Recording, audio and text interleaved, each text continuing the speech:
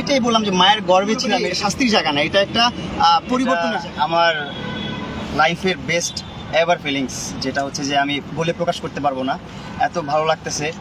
আর মনে হচ্ছে যে এতদিন আমি মায়ের গর্ভে ছিলাম, জেলখানাটা হচ্ছে মায়ের গর্ভের মতন। ওইখানে বাইরে কি হচ্ছে না হচ্ছে কোনো কিছু আমি খোঁজখবর পাচ্ছিলাম না ওরকমভাবে, কিন্তু ভালো ছিলাম, অনেক ডিসিপ্লিন অনেক ভালো। জেলখানাটা আমি যেটা মনে করি ওটা সাজা যাওয়ার জায়গা না, ওই জায়গাটা হচ্ছে মানুষকে পরিবর্তন করার জায়গা। ওই জায়গাটা এত সুন্দর, ডিসিপ্লিনভাবে চলাফেরা, এত সুন্দর জায়গা, একদম লাইক অনেক আমাদের বাংলাদেশ ইউনিভার্সিটি আছে, অনেক বড় বড় ইউনিভার্সিটি, ঢাকা ইউনিভার্সিটি বলতে পারেন, আপনার স্টেট ইউনিভার্সিটি, আরও বড় বড় ইউনিভার্সিটি আছে, যেসব ইউনিভার্সিটির স্টুডেন্টরা ব্যাচেলর থাকে, ওই প্যাটার্নের থাকাটা, ওই প্যাটার্নের চলাফেরা, ওই প্যাটার্নের সব কিছু একটা রুলস অ্যান্ড রেজুলেশনের উপর দিয়ে চলে।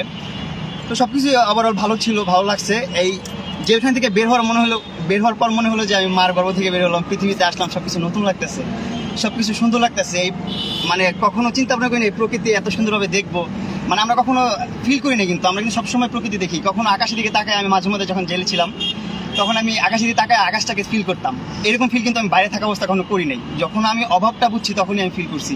যাই হোক, আল্লাহ উত্তম পরিকল্পনাকারী, এটা আমি বিশ্বাস করি। উনি যা পরিকল্পনা করে রাখছে আমার জন্য সেটাই হবে আমার কপালে, আমি কাউকে দোষ দিব না। আমাকে যদি কেউ ক্ষতি করে সুখে থাকে সে সুখে থাকুক, আর আমাকে যদি কষ্ট দিয়ে সে ভালো থাকে ভালো থাকুক, আমি এটাই চাই।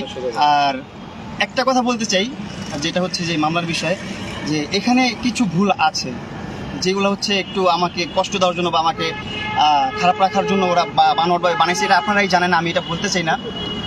সো আমি কাউকে কখনো কোনো প্রলোভন দেখাই নাই, আর আমি কাউকে কখনো প্রলোভন দেখাবও না ইনশাল্লাহ। যা হয়েছে আমার নসিবে ছিল। তো একটা জায়গা থেকে বেরিয়েছি, আমার এখন হচ্ছে যে আমার আব্বু হচ্ছে আমি দুধ নিয়ে আসছি, আমাকে দুধ দিয়ে গোসল করাবে। আমি হচ্ছে দুধ দিয়ে গোসল করে আমি আমার নতুন জীবন শুরু করতে চাই, নতুনভাবে আমি নিজেকে গড়তে চাই। আমি আপনাদের দোয়া চাই, আপনাদের কাছ থেকে দোয়া ছাড়া আমার কিছু চাওয়ার নাই। আমি আপনাদের কাছে ধ্বংসপদ কিছু চাই না, শুধু দোয়াই চাই। আর আমার বাবা মার দোয়া তো আমার সাথে আছি, আপনারা আমার দোয়া করবেন। ওইটাই বললাম যে মায়ের গর্ভে ছিলাম, এরকম ফিল হয়েছে যে বাইরের কোনো আলো বাতাস, বাইরের কোনো চিন্তা ভাবনা এরকম ছিল না। কিন্তু ভিতরের যে ডিসিপ্লিনটা আপনারা বাইরে থেকে যেটা অনুভব করেন, ফিল করেন, ভিতরে কিন্তু ওইরকম না। ভিতরে কিন্তু একদম ইজি, ভিতরে সব কিছু আছে, আপনি সব কিছু করতে পারেন, ভিতরে সব লিগেল করতে পারেন, ইলিগেল কোনো কিছু করতে পারবেন না। ভালোভাবে চলতে পারবেন, ভালোভাবে থাকতে পারবেন। আপনি ওইখানে জিম আছে, শিক্ষালয় আছে, আপনার বিদ্যালয় আছে, তারপর আপনার আরও রেস্টুরেন্ট, ক্যান্টিন সব কিছু আছে, এভরিথিং এখানে আছে, সব কিছু পাবেন, সেলুন আছে, সব কিছু আছে, সব ধরনের সুযোগ সুবিধা এখানে আছে আপনারা পাবেন। আসলে খাওয়া দাওয়া হচ্ছে যে একটা সরকারি খাবার, তো সবার জন্য একটা খাবার বরাদ্দ থাকে, খাবারটা অবশ্যই মানসম্মত ভালো। আমি একটু খাবার নিয়ে নকরা করি, এইটাই আমার দিক থেকে প্রবলেম, কিন্তু খাবার দিক থেকে কোনো প্রবলেম না। খাবার খুবই ভালো ছিল, অ্যান্ড আলহামদুলিল্লাহ ভালো আছি, আমি ভালো ছিলাম। আর এইবারের ঈদটা আমার জীবনের স্পেশাল ঈদ ছিল, কারণ এখন আমার বয়স 20 হলো, আমি 2004। তো যাই হোক, এই প্রথম ঈদ যেটা আমি জেলখানায় কাটালাম, আর এত স্পেশাল ছিল যেটা আমি বলে প্রকাশ করতে পারবো না।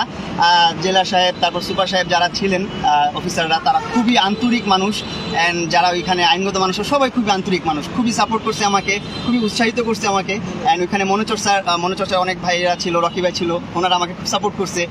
ঈদের দিনে আমি একটা ডান্স প্রোগ্রাম করছি, আপনারা হয়তো দেখছেন কিনা মনে হয়, জানি না আমি।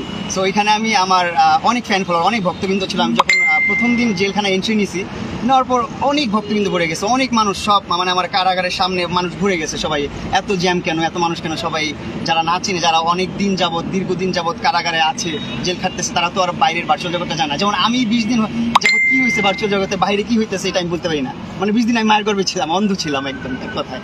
তো ওই রকমই অনেকে অনেক কিছু জানে না। তো তারা দেখে বলতেছে মামুন কে, তাদের দেখে তারাও আমার ভক্ত হয়ে গেছে, তারাও আমার ভালোবাসা শুরু করলো। প্রথম তো ভক্ত ছিল না, তো ঈদের দিন যখন পারফরমেন্স করলাম, ডান্স করলাম, আমার প্রতিভাটা আমি তুলে ধরলাম যে আমি কিছু পারি, দেখাইলাম, তখন যারা আমাকে না চিনতো, শুধু নাম জানতো, তারাও এখন আমার ফ্যান, ওইখানে তারাও আমাকে ভালোবাসে। অ্যান্ড সবাই আমাকে অনেক আদরে রাখছে, আমি অনেক ভালো ছিলাম।